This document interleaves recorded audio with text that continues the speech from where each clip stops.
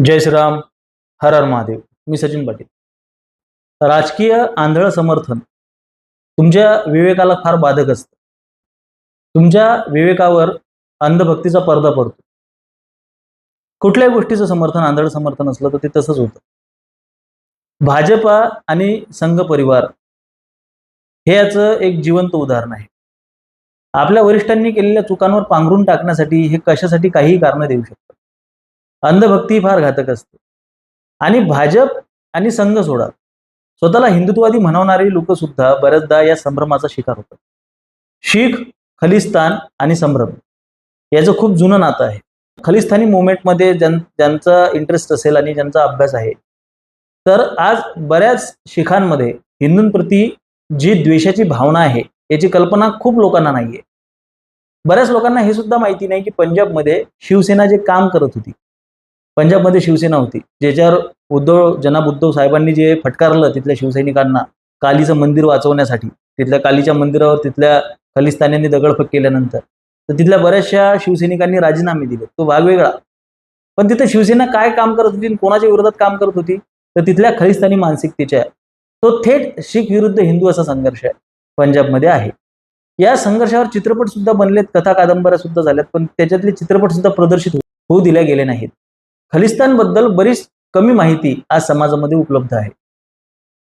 आज याचा जर आपण सारासार विचार केला तर गिरीश महाजन यांना जेव्हा ऑपरेशन ब्लू स्टारच्या स्मरण दिनासाठी बोलवण्यात आलं पंजाब येथे, त्याची माहिती तुम्ही गुगलवर घेऊ शकता, तेव्हा गिरीश महाजन यांनी बोलताना ऑपरेशन ब्लू स्टारच्या त्या स्मरणाला, त्या दिवसाला काळा दिवस म्हणून संबोधले. ते ज्या व्यासपीठावर होते, दमदमी टकसाल मुख्यालय मेहता चौक इथे हा कार्यक्रम आयोजित करण्यात आला आणि तिथे व्यासपीठावर जनरल सिंग भिंडरावाले याचं सुद्धा तिथे पोस्टर होतं, छायाचित्र तिथे लावलं होतं. हा भिंडरावाले याला ती लोक संत म्हणतात, खलिस्तानी लोक किंवा शीख लोकांमध्ये संत म्हणून त्यांची एक प्रतिमा आहे. पण यांचे जे विचार होते भिंडरावालेंचे आणि बाळासाहेब ठाकरे यांनी त्यांचं काय कशा पद्धतीनं कॉन्फ्लिक्ट झालेला आहे, ज्यांना इतिहास माहिती आहे त्यांना त्याची कल्पना आहे. आणि हा काही खूप जुना इतिहास आहे यातला भाग, तेव्हा मी लहान होतो.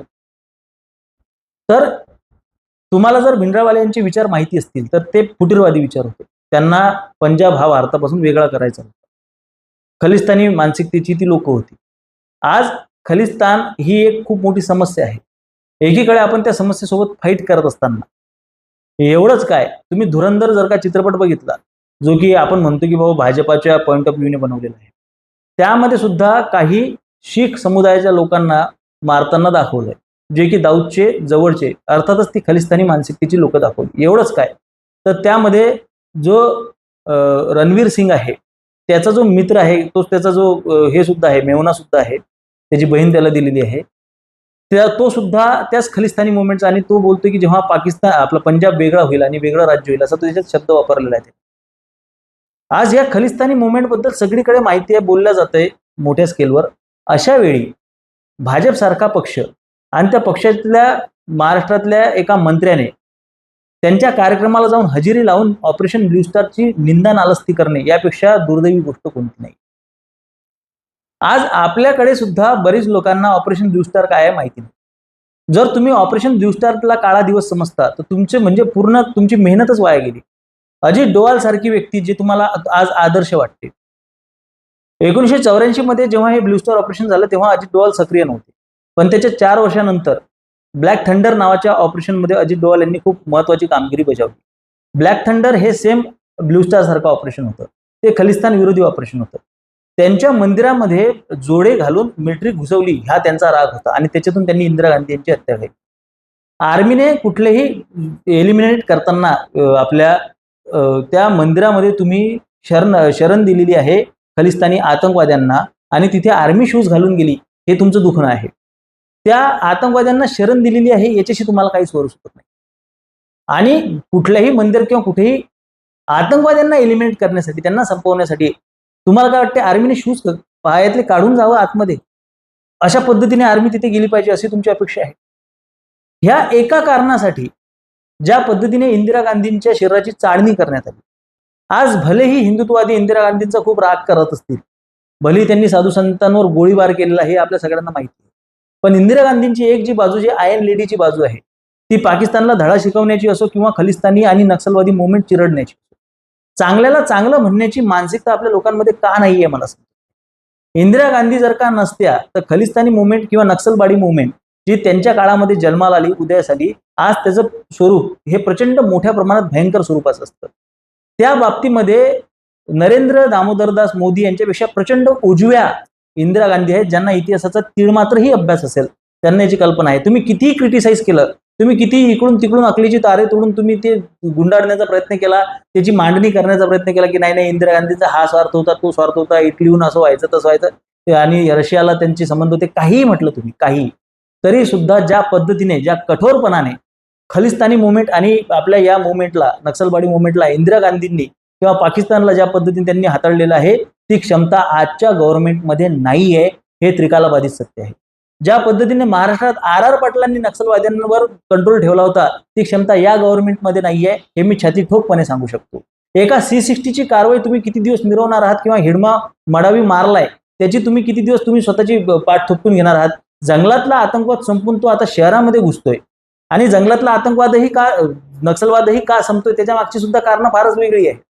त्याच्यामुळे त्या गोष्टीत आपल्याला जास्त खोलात जायचं नाहीये.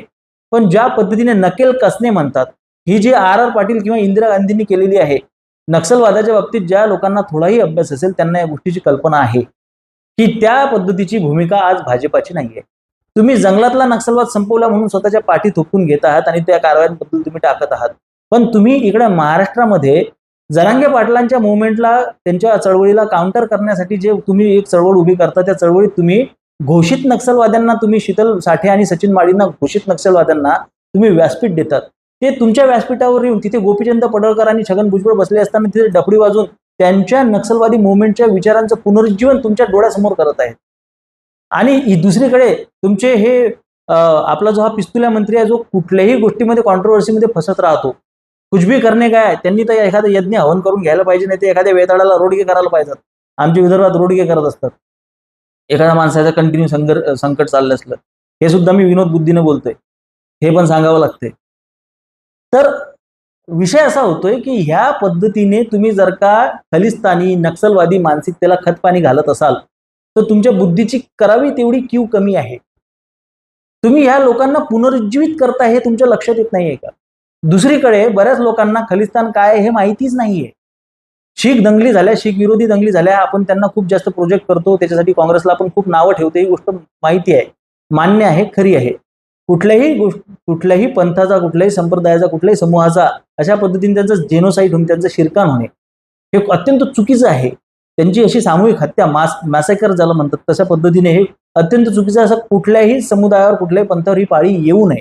तुम्हाला हिंदू शीख संघर्ष त्याच्याकडे बघायचंच नाही. तो संघर्ष का झाला त्याच्याकडे बघायचंच नाही. खलिस्तानची मागणी कधीपासून जन्माला आली त्याच्याकडे बघायचं नाही. आज जर तुम्ही किसान आंदोलनाचा साधा विचार केला तर किसान आंदोलनामध्ये तुम्ही शेतकऱ्यांच्या समस्या सोडून इतर गोष्टींवर किती बखान झालं याची गोष्ट, याच्याकडे तुम्ही लक्ष दिलंय का? शिखांची कट्टर पंथ किती चरणसीमेवर याचा तुम्ही विचार केला का? त्यांच्यातल्या एका दलिताने शब्द चुकीची म्हटली किंवा त्याची काहीतरी त्याला ब्लास्फेमीचं त्याला बोकडासारखं टांगलंय त्यांनी तिथे नाक्यावर कापून, त्याच मोमेंटमध्ये, त्याच चळवळीमध्ये. त्याच्यावर तुमचं लक्ष आहे का? त्याच्यावर कुठल्या मीडियाने त्याला कव्हर करण्याचा प्रयत्न केला का? त्या आपल्या त्या चमकीला नावाच्या त्या सिंगरची त्यांनी हत्या केली, तो त्या डबल मिनिंग गाणे म्हणायचा म्हणून. या पद्धतीची कट्टरता त्यांच्यामध्ये आहे, याचा तुम्ही विचार केलाय का? थोड्या गोष्टींसाठी हे लोकांना माफी मागायला लावतात. एवढंच काय, ते धुरंधरमध्ये एक सीन आहे ज्यामध्ये शब्द मधले काही हे पुरजा कटपडे कबू ना छोडे खेत, त्याच्यासाठी सुद्धा आर माधवन यांना माफी मागायला लावली या लोकांनी. कट्टरची जी चरणसीमा त्या लोकांमध्ये आहे ही गोष्ट आपल्याला माहिती आहे का? छोट्या गोष्टींसाठी तलवारी उपसणारे आणि त्या आपल्या गोल्डन टेम्पलमध्ये किंवा यांच्या कुठल्याही गुरुद्वारावर गेल्यानंतर बाहेरच्या व्यक्तीच्याने एखादी चूक झाल्यावर त्याला कुत्र्यासारखे मारणारी ही लोक, ही कट्टरपणा हा जो त्यांच्यात वाढवत आहेत, ते फोफावत आहेत. आणि कॅनडामधून ज्या पद्धतीने खलिस्तानी मुवमेंट चालत आहे तिथे ती निदर्शन करत आहेत, तिथे तिरंगा जाळत आहेत, तिथे तिरंग्यावर उभे राहत आहेत, फाडत आहेत. आणि ज्या पद्धतीने प्रत्येक दुसरं स्टेटमेंट, म्हणजे हार्डकोर असो किंवा कुठल्याही पद्धतीचा सेलिब्रिटी असो, दलजीत सिंग दोसांझ असो, प्रत्येक वेळी त्याचा खलिस्तानी एजेंडा आपल्याला रेटताना दिसत आहेत आणि ते कायमस्वरूपी रेटत असतात. आपल्याला शत्रुबोध नाहीये का? मी परत सांगतो की शीख विरोधी दंगल ही चुकीचीच होती, वाईटच होती. पण त्याला आणखीनही एक बाजू आहे, ती बाजू आहे इंदिरा गांधी यांची हत्येची आणि त्या कट्टरपंथाची. गोधरा कांड जेव्हा झालं तेव्हा त्याच्यानंतर झालेल्या दंगलींसाठी आपण गोधरा कांड या गोष्टीला आपण जर का हे ठेवत असू, मदत ठेवत असू किंवा कारणीभूत समजत असू, त्याच पद्धतीने इंदिरा गांधींसाठी हत्या करण्यात आलेला जो कट्टरपंथ आहे, जी मानसिकता आहे, ती पुढच्या नरसंहाराला कारणीभूत आहे, हेही आपण लक्षात घेतलं पाहिजे. कुठल्याही समुदायाबद्दल प्रेम आपुलकी असणं हे खूप गरजेची आहे, आवश्यक आहे. पण त्याही समुदायाने जर का एखादं आंदोलन होत आहे, त्या आंदोलनामध्ये हिंदू की और ते टके मी बिकती असं म्हणू नये, हेही आपण लक्षात घेतलं पाहिजे. कोणसे हिंदू की और ते टके मी बिकती थी भाई? कुठल्या पद्धतीचा हा इतिहास आहे? खूप सारे त्यांचे स्टेटमेंट आहेत, तुम्ही त्याच्याकडे लक्ष देत नाही. हिंदू शिखांमध्ये सौहार्द असला पाहिजे, त्यांच्यामध्ये प्रेम आपुलकी आणि सद्भावना असली पाहिजे, पण ती कुठल्या किमतीवर? तर ती खऱ्या खुऱ्यात ज्याला तुम्ही हे म्हणताय की बाबा पंथीय एकात्मता, ती त्याच्या बेसिसवर असली पाहिजे. खरोखर बाबा गुरु गोविंद सिंग यांनी हिंदू धर्माच्या रक्षणासाठी खालसा पंथाची स्थापना केलेली आहे. गुरु गोविंद सिंग यांचा आपण आदर्श डोळ्यासमोर ठेवला पाहिजे. आज गुरु गोविंद सिंग यांचा आदर्श डोळ्यासमोर ठेवून तुम्ही लंगर चालवताय, आणि ते कोणासाठी चालवताय? तर त्या आपल्या CAA NRCच्या प्रोटेस्टमध्ये गेलेल्या तिथल्या मुसलमानांसाठी तुम्ही चालवताय.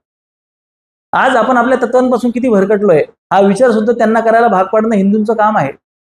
मी नेहमी सांगतो की एकात्मतेचा अर्थ हा नाहीये. हिंदूंनी कायमस्वरूपी मोठ्या भावाच्या भूमिकेत राहिलं पाहिजे, आणि मोठ्या भावाच्या भूमिकेत राहत असताना गिरीश महाजनांनी ही जी चूक केलेली आहे, भाजपाने ही जी चूक केलेली आहे, ही चूक त्यांनी मोठ्या मनाने कबूल करावी.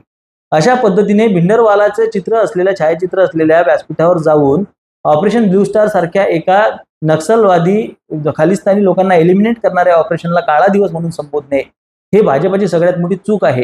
हे चूक हिंदुत्ववादी करत आहेत.